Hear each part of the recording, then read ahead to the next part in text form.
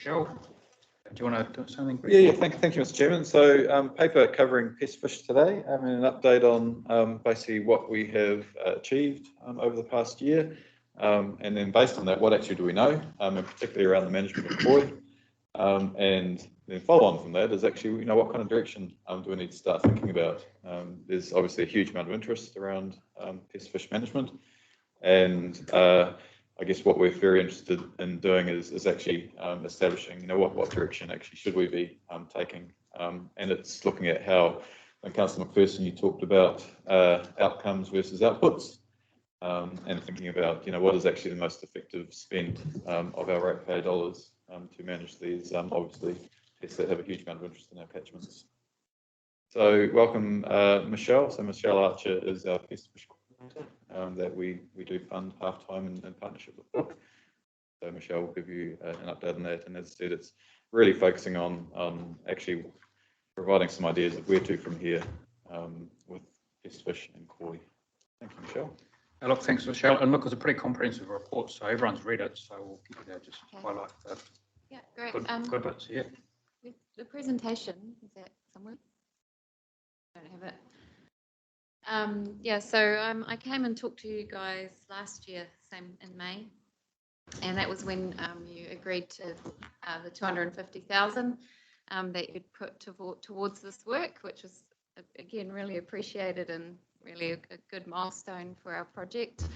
I guess, stepping back, we had our 2018 report, which we redid in 21. And everything from the freshwater biosecurity program is running effectively. In my time, 16 hours a week. We're working really well together with DOC and other parties, as it turns out, on koi. I'm really happy with how everything's going from that perspective. As we all know, there's no proven tools worldwide for wide-scale control or eradication. It's only the smaller water bodies where we actually could potentially have any success.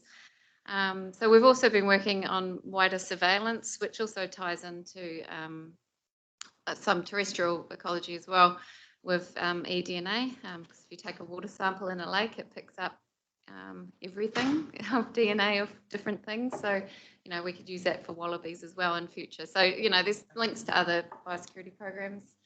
And in regards to our, achievements, I think the next slide, if you've read the report, you'll know there was the 5 key work streams that we were tasked on progressing. So that, I guess I just wanted to put some of the key highlights so the 250K that the council provided towards this program was used as leverage, and we successfully got 488K from the River Authority, and that's amazing because it just keeps our very small program going for another few years, whereas when I started in this role we had no funding, so now we have a program of 700,000 to actually keep progressing things, so that's really cool. The infrastructure review was a report that I authored in my time and got peer reviewed by NIWA. And that was the result of a lot of conversations and the needs of what actually people wanted from the staff in all the organisations of where are things that we could still make a difference. So I don't know if you've read it. I identified, talking with a lot of people, areas where we can actually investigate and still construct some things, some barriers. That's my job in the next few months, is to start having those conversations and progressing that. And on that, I heard the conversation before about whangape, and Lake Waikare is, we all know what that's like at the moment. And if you kind of delved into the detail of my report, you would have noticed that there's options for looking at whanga marino ware and also Tianatia, which are the 2 areas where koi come into Lake Waikare catchment. So, if thinking wider and into the future, if there was a catchment that maybe wanted to be targeted for something to do with koi, that would be my pick, because that's with the 2 areas you can target in and out. and then management within. Yeah, so that's in the future. I think that's the conversations that need to be had internally with Tainui, Doc, Fish and Game, but we're not there yet. So I just, that's significant investment, millions and millions of dollars, whereas at the moment, as you can see, we're really just still working with rats and mice. So I'll keep talking, but yep, ready for questions. So to deliver this work that's coming up for us, obviously we need contractors, and Tawara Nikau's group at Te Urua Waikato, I have been working very closely with them. They're getting their boat and survey and the SHE registration, because they need to be to be a WRC contractor. So we're nearly there with that. It's very good hard work, but it's happening. And last week we were actually out on Lake Waihi, that middle photo there of us standing around. It was actually Horiawa came and gave us a site blessing, and we trialled using drones and electric fishing to see whether we could kind of count koi from the air. So we've got all the data, now I've got to go and look at it. I presented at a conference on our koi work incursion response at NETS, which was well received. And yeah, as I've said, working really well with everyone. So next slide. So yes, the key focus, well, I've just said for the remainder of this year, as you've seen in the report, obviously I haven't spent as much of the funds as I wanted to, but I think we're now getting into a position where we will start moving some of that funds out. So yeah, as the infrastructure projects, those priority projects identified in that report, need to start talking to key people. So the key projects we're going to look at is Waitomo Caves, Lake Rotomanuka out Ohaupo, and one other, sorry, can't remember off the top of my head, but it's all there. And I think at the end of the year, probably have a better idea of proposed costs for some of these projects and people involved in that as well. So that's quite exciting, and it's the hope probably that a good portion of those funds that you provided and also the WRA will be spent on building those things. So really as a last resort to protect the pristine areas, or areas that we know are koi free and other pest fish free. So that's a priority for us, is holding the line basically. We've got a debrief on Friday following our biomass work, but that will lead into next steps, utilising drones and other methods for trying to get a new estimate of numbers of these fish in our lakes. For your information, the last official count was done back between 2003 and 2006 in Whangamurino wetland. And so that's the number that's utilised when people talk about number of koi per hectare. So as you can see, that's quite out of date. I mean, since then, that's about when Lake Whangapai turned over. So, there was a count back then, and now we're at wherever we're at now. So we've just, it's all in the report, but it's focusing on that, looking at areas where koi are aggregating, and that's where I've just talked to Brett this morning about ways that we could maybe get information from the likes of your constituents or other people on where these fish congregate, and in the right time of year, send Te Urua Waikato out there to fish them.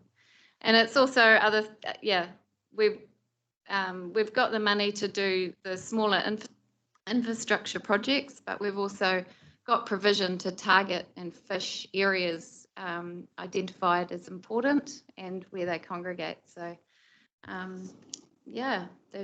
they're tricky and I know it doesn't appear to be much really, but I think the last year has actually been really successful, particularly having the support of the WRA and DOC to do this work and actually have resource to do it, which is the most important thing.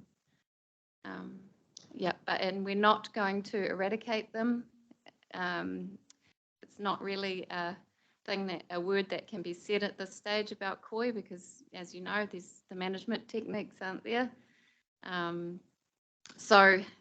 the moment, it's holding the line, protecting the areas that we can from them, and educating people to not spread them.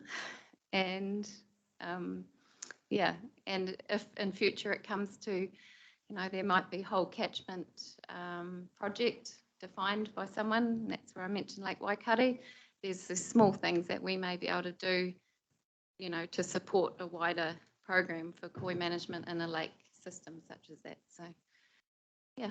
And from my experience in the electric fishing boat last week, I spent 4 hours in that boat traveling around the margins of Lake Waihi. It took us 4 hours to catch 20 fish. So, you know, we had this vessel which has electric fishing on it.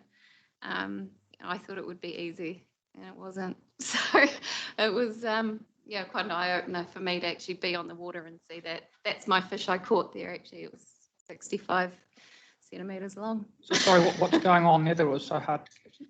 Oh, it's just we had to capture 20 fish to tag and release. Yeah.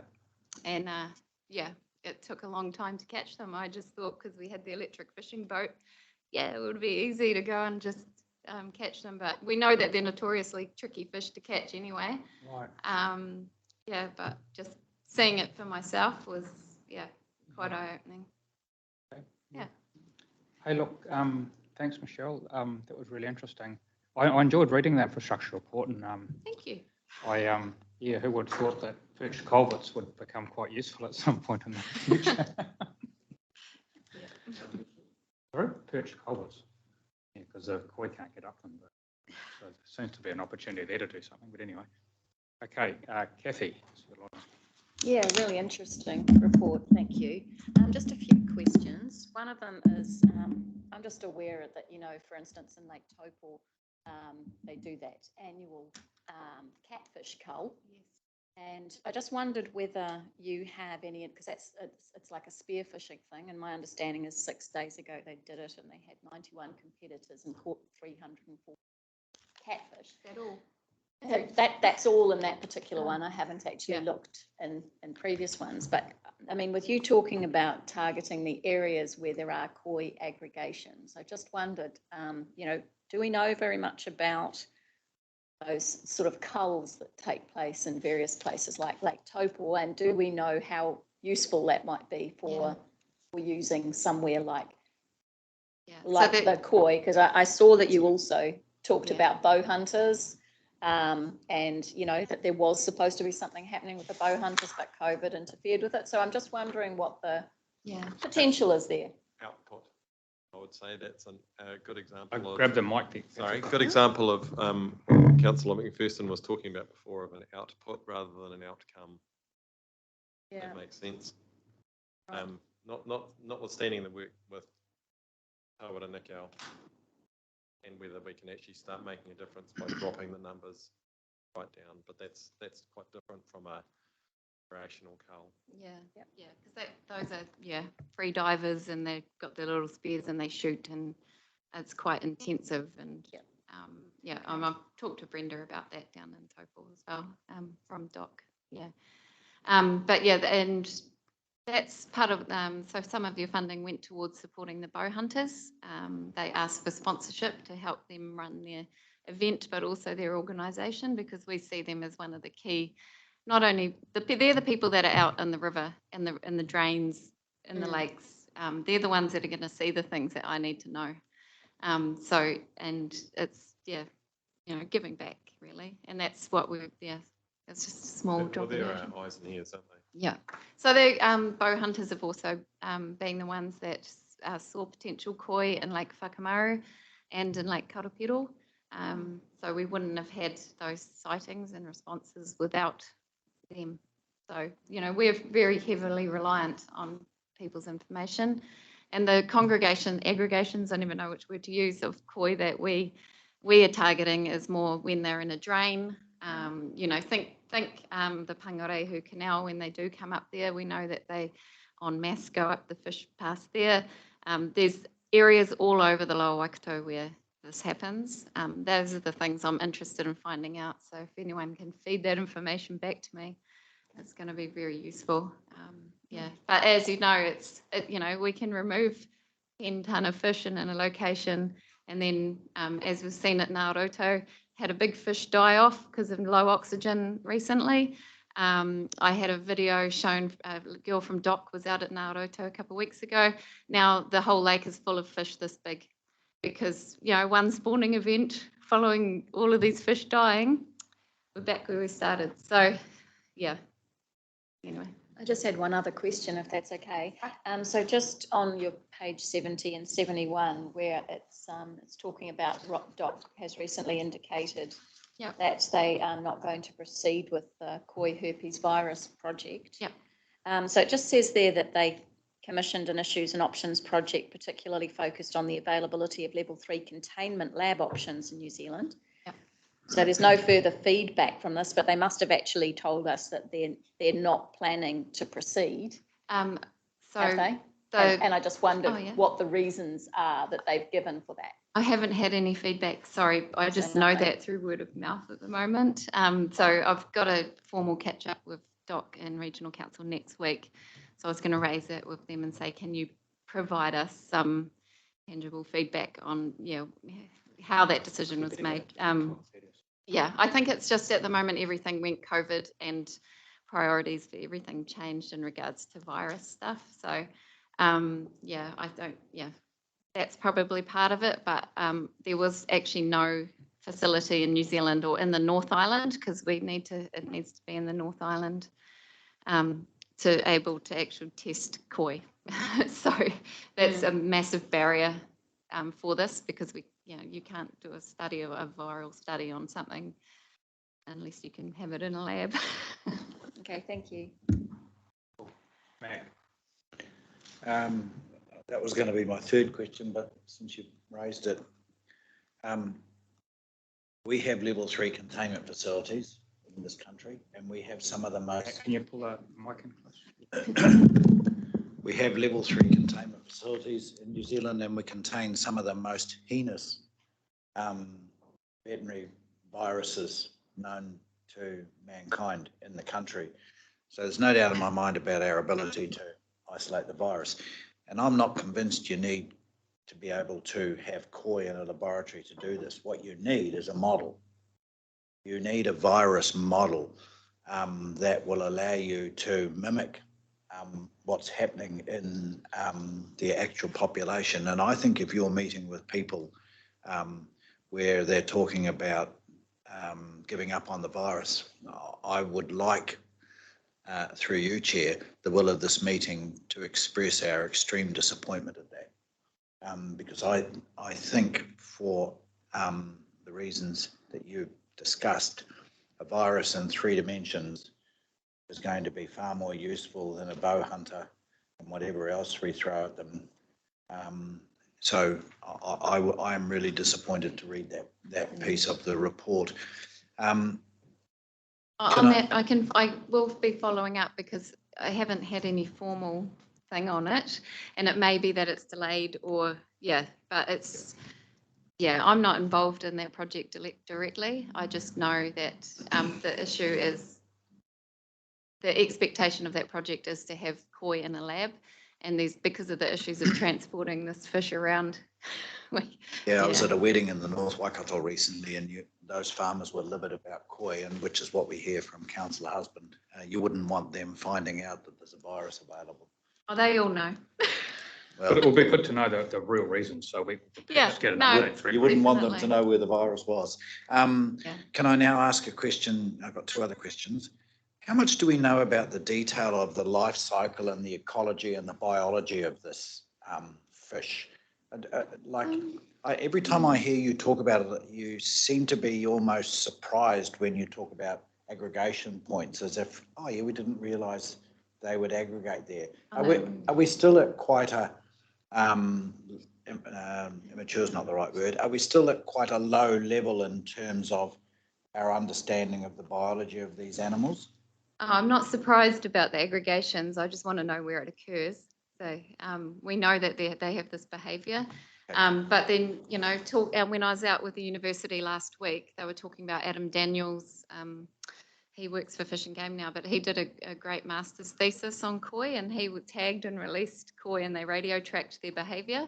So that's probably something, if someone's interested, you could read Adam's work on that. But it's what were you going to say, Patrick? My question was really quite specific. It Yeah. was, how much do we know about the life cycle, the ecology and the biology of this fish? Oh, I think scientists would know quite a lot. Yeah, reasonable amount. I mean, there's quite a lot known about it. It's just Okay. there's not a lot of investment in Yeah. what to do about it. Okay, Yeah. that's good. My final question. I don't think we should flatter ourselves that the picture you showed us was electric fishing. That's some enthusiastic amateurs in a boat with some electric fields to try and catch some fish. What my challenge to you is, and one of my constituents who's doing his PhD in engineering is specifically interested in electric fishing, but he's developed an algorithm. Look at that fish there. He's developed an algorithm that can measure those dimensions on that fish from the boat. It can go and hunt the fish, identify them, identify that it's not an eel and that it is a koi, zap it. It doesn't kill them. They float to the surface. You harvest them and then you dispatch them.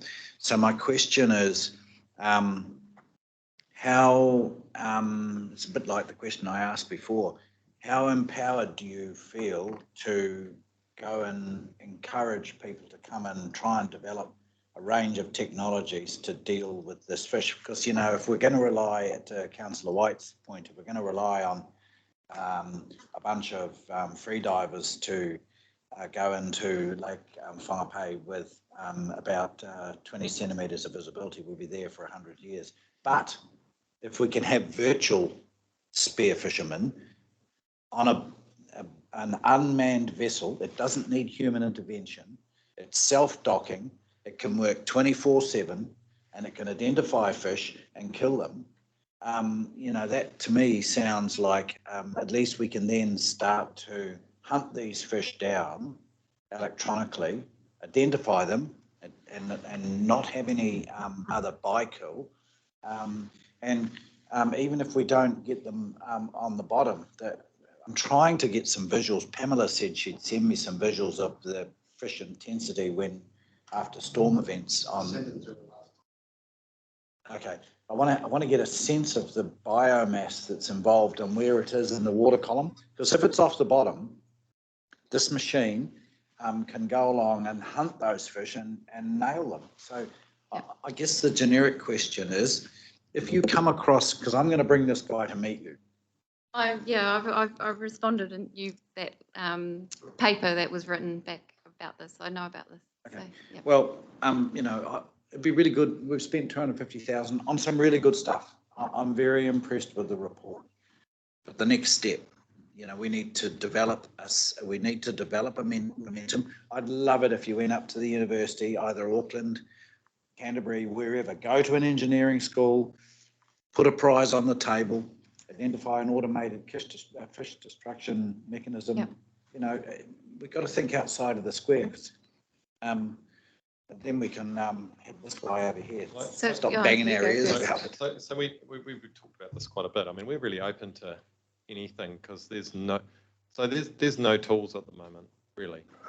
We're blunt about it. There's no tools unless you own a 0.2 of a hectare pond, middle of grass. That's about the only thing you can do, and that's either trap it, either net it out for ages, or put rotenone in it. I mean, that's pretty much it.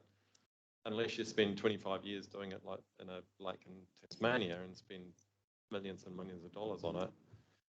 So we're really, really open to anything when it becomes more than an experiment, because we don't have, you know, when it becomes something that you can actually use, absolutely we'll be in their boots and all. So there's another guy as well who's doing a similar thing from up north at Dock, and I think Brett met with him as well. So there's two people with this idea. But yeah, I just, on the electric fishing last week, I was actually out, it was the University of Waikato's electric fishing boat, and they're not amateur, they're, yes, yeah. So, no, it's just, because as you say, there was 220 centimetres of visibility in that lake last week. And again, seeing that in operation in electric fishing like that, made me think about that study. And yeah, it would work in a clean lake maybe, but that, again, these fish are very smart. They're boat shy. As soon as you go near them, they're off. So, you know, hopefully they can come up with a solution to combat that. So, yeah, bring it on. Dennis. Oh, thanks. I'm interested in the last bullet point there Yep. relating to eDNA sampling. By the way, thanks for your report. I learned a lot from it.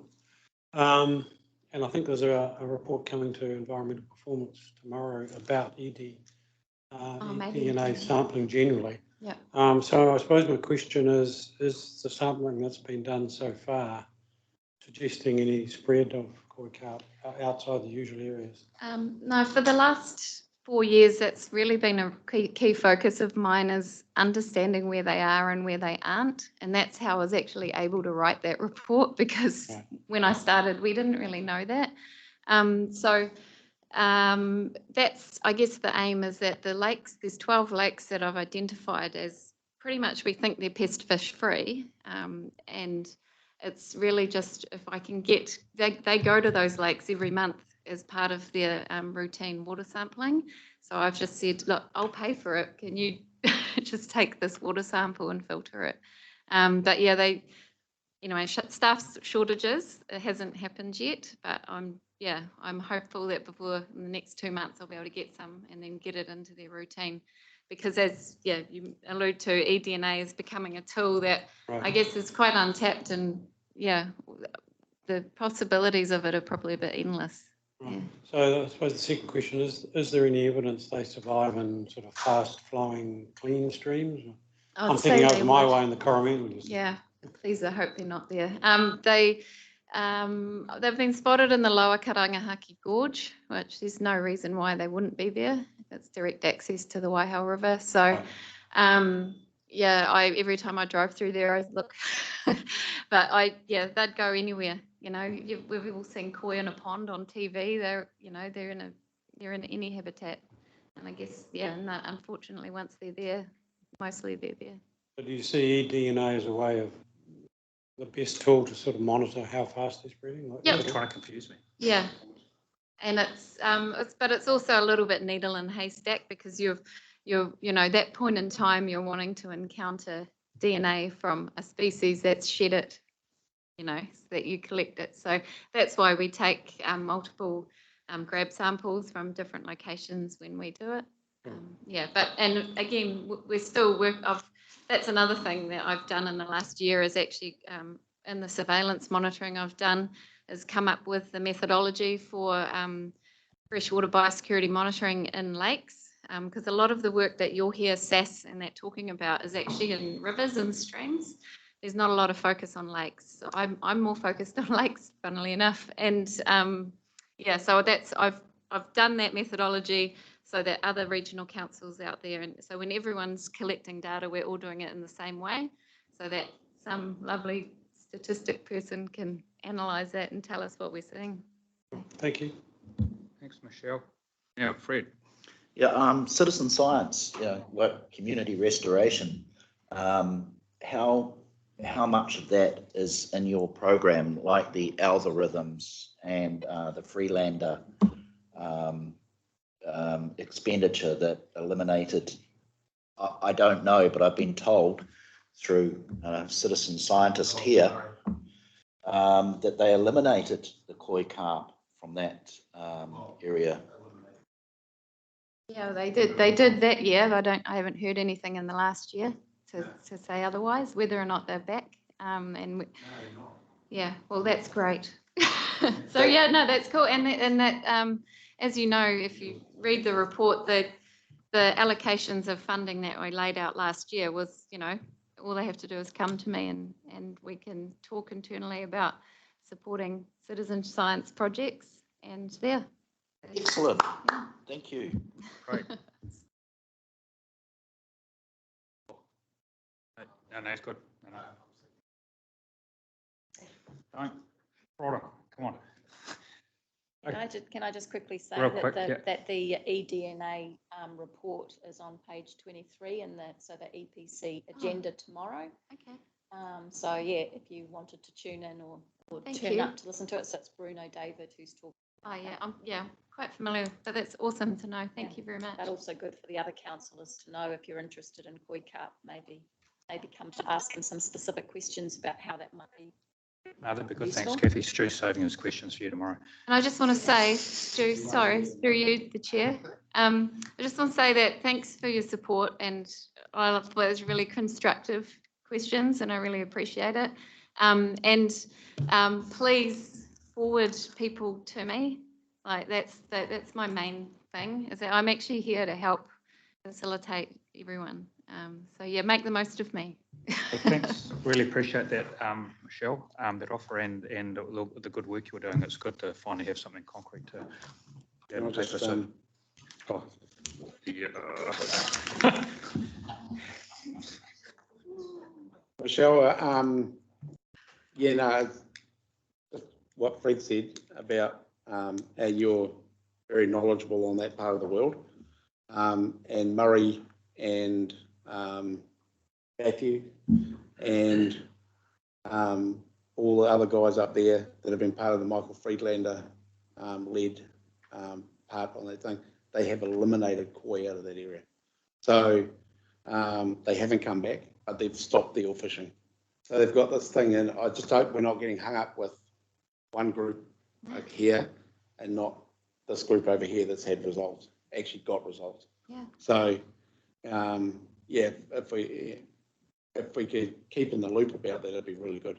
But Yeah. you're doing fantastic. But work, yeah, just again with those guys, I've heard nothing from any No, one no, of them. yeah, So I know. I can't comment on it because I don't know anything about they're it. like cheering their own trumpets up Yeah, there, but so- somehow it's not getting up here. Yeah, and They're that's going around cool. here Like, what? yeah, tell them to contact me. Mm. And yeah, that's the thing. Just that's Because if it's one as simple- isolated drainage system. I know. Just but if it's remember as that simple it's as- got drains, which are a bit easier to fish than a lake. So Yeah, but the lake, just, if it's as simple as stopping tuna fishing, not customary fishing, of course, but all other tuna fishing, then yeah. could be. Yep, no, I like that. Stop. Cool. Thank you very much, Michelle. Cheers. Okay, so Mick's going to move. Stu's going to second the report. Those in favour, please say aye. Against, carried. Number 11, 10, the Resilient Development Emergency Management Report, page 123. Yeah, thank you, Mr. Chairman. So this is moving away from our bespoke reports. This is one of our activity-wide ones. I'm just providing you an update on particularly resilient development and emergency management. So we've got Kelly Stokes here, our Manager Business and Technical Services, and also joined by Rick Leifting, our Team Leader, Regional Resilience. So I'll hand over to Rick and Kelly. Kia ora koutou. Kia ora, good morning. Thank you for having us. And this is the Regional Development and Emergency Management paper. I'm happy for you all to take it as read, as this is the same paper that comes every... Actually, can you take your masks off? It might help if you're happy. So I've just been overseas, Cool. so I prefer to protect you. Thank you. No, all good. Just keep the mic nice and close so that it helps. Thank you. Counteract that. I have tested negative, what can I say, before I came here. So, Me too.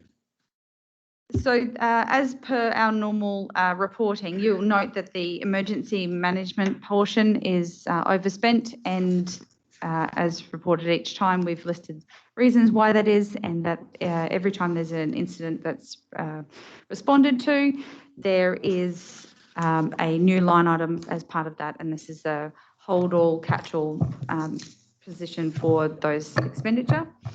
And the Resilient Development Fund remains on track. I've also included some highlights of the work program that the team has undertaken in the past few months of this financial year. And you can see that our regional resilience team in particular represents council, not just ICM, at a lot of these climate change discussions and partnerships with our local authorities. So happy to take any questions that you have. Thank you, Kelly. So I moved Stu, seconded Mac. No questions, nothing online. Obviously a very good report. Thank you very much. Those in favour, please say aye. Against? Carried. And Mr. Chairman, Rick will join us later on in the meeting to talk about the Lower Waikato scheme reviews, which is a really key outcome of one of those programs that he undertakes. Okay, so our next one's relatively significant. Our lunch is actually there. We're gonna pull the pin and have lunch, and otherwise we're probably going to go past 12:30 if we don't. So I'll adjourn for lunch. We'll come back in half an hour. So we're back at 1:45. Good.